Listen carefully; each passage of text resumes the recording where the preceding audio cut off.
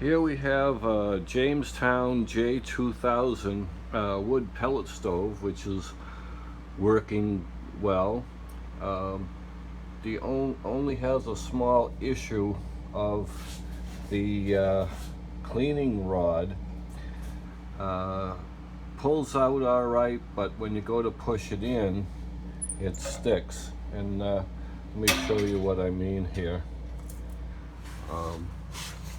If we look at it from this view, you can see the rod is welded to the rake, and I can easily pull it out.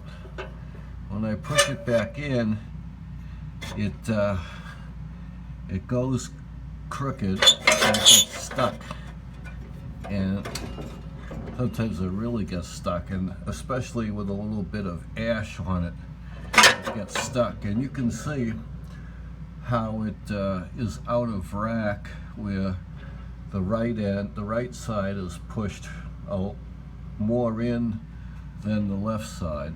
So what we need is a good fix here. So let's see.